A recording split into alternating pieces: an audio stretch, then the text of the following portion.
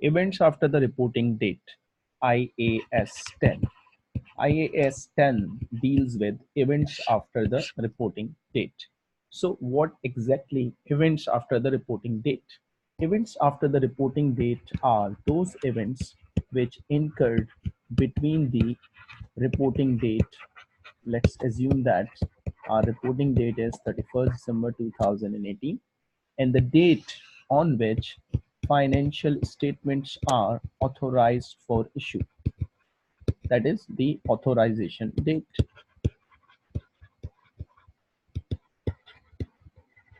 Let's assume that it's 31st March 2019. So events after the reporting date are those events that incurred in between these two dates. So if any event incurred on these between these two dates, whether it's an unfavorable event or it's a favorable event, we have to consider that as per IAS 10. Then what to do with this event that falls within these two dates? We can classify such events as either the adjusting events or non-adjusting events. It might be adjusting events as well as non-adjusting events. If such event is being classified as adjusting event, then this is to be recorded at 31st December 2018. That is the reporting date. Although we have received information after the reporting date, but such information is being connected with the reporting date, so that is to be adjusted. An accounting entry has to be made, an expense, income or asset or liability is to be adjusted. But as far as the non-adjusting event are considered, we will check that whether this information is material or immaterial in nature. The information is significant or information is insignificant. If information is material, then only a disclosure is required in the notes to the account. No accounting is being required. But as far as the immaterial non-adjusting event is concerned, no disclosure is needed. You don't need to provide any kind of disclosure to the stakeholders. So let's discuss few example of adjusting events. Following might be adjusting events. For example, a court case decision.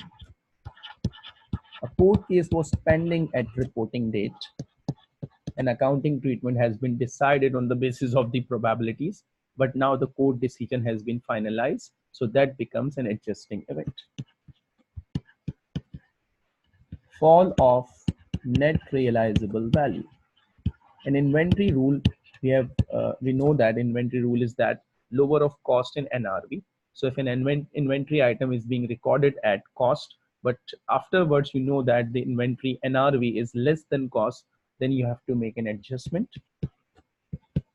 And similarly, information about a customer, that becomes bankrupt. So if a receivable is being booked at reporting date and further we know that a customer has been bankrupt, then we have to record a bad debt against this customer. But as far as the non-adjusting events are concerned, let me give you some example of non-adjusting events too. For example, issuance of ordinary shares after the reporting date, some news about merger and acquisitions,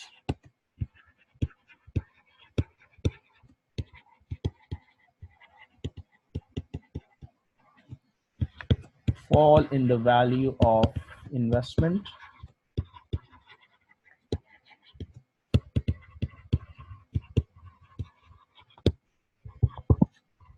asset or inventory destroyed by fire,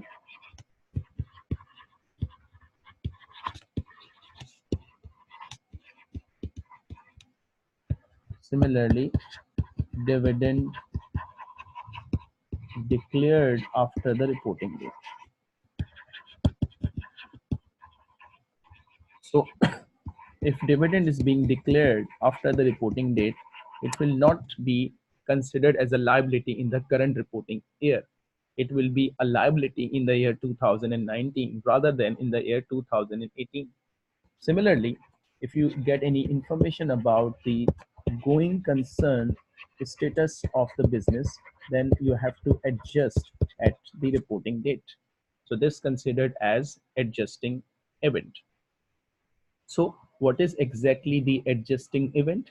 An adjusting event is that about which exists, for which condition exists at reporting date. So an adjusting event is one for which condition exists at reporting date and further information is being received post reporting date. So you need to adjust that phenomena at 31st December.